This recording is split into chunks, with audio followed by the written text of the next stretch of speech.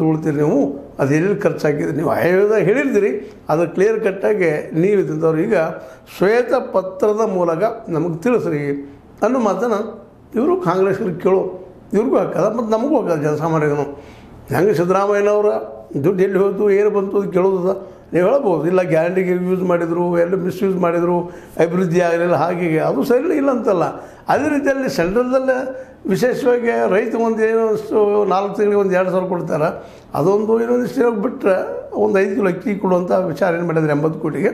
ಇದನ್ನ ಬಿಟ್ಟರೆ ಮತ್ತೆ ಅದಕ್ಕೆ ಖರ್ಚು ಮಾಡಿದ್ರಿ, ಏನು ಮಾಡಿದ್ರಿ, ಎಲ್ಲಿ ಹೋಯ್ತು, ಪ್ರಚಾರಕ್ಕಾಗಿ ಎಷ್ಟು ಖರ್ಚು ಮಾಡಿದ್ರಿ, ಎಲೆಕ್ಷನ್ಗಳಲ್ಲೇ ಮತ್ತೊಂದರಗಳಲ್ಲೇ ಯಾವ ರೀತಿ ದುಡ್ಡು ಇನ್ವೆಸ್ಟ್ ಆಗ್ತದೆ ಎಲ್ಲ, ಮತ್ತು ಹೊರಗಿನ ದುಡ್ಡು ಎಷ್ಟು ಬರ್ಲಿಕ್ಕತ್ತದ, ಇನ್ವೆಸ್ಟರ್ಸು ಎಷ್ಟು ಹೋಗ್ಲಿಕ್ಕತ್ತದ, ಪ್ರತಿಯೊಬ್ಬನ ಹಕ್ಕೂ ಅದೇ ಭಾರತೀಯ ಅಂದು ಏನು ನಡೆದದಪ್ಪ ಈ ದೇಶದಲ್ಲಿ ಅಂತೇಳಿ, ಎಲ್ಲ ಡೆವಲಪ್ಮೆಂಟ್ ಆಗ್ಯದ, ಇಡೀ ದೇಶ ಡೆವಲಪ್ ಆಗ್ಯದನ ಅಂತೇಳಿ ಕೇಳೋ ಪ್ರಶ್ನೆ ಒಂದು ಮಾತು ಇದೆ.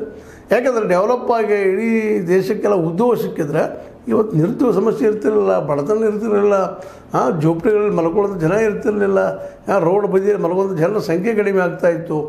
ಇದೆಲ್ಲನೂ ಅನೇಕ ನಾವು ಕೇಳ್ಬೋದು ಅದನ್ನ. ಮತ್ತು ಈಗ ಗಂಗಾ ನದಿ ಸ್ವಚ್ಛ ಆಗಿ ಹೋಗಿಬಿಡ್ತಿತ್ತು, ಇನ್ನೂ ಆಗಿಲ್ಲ.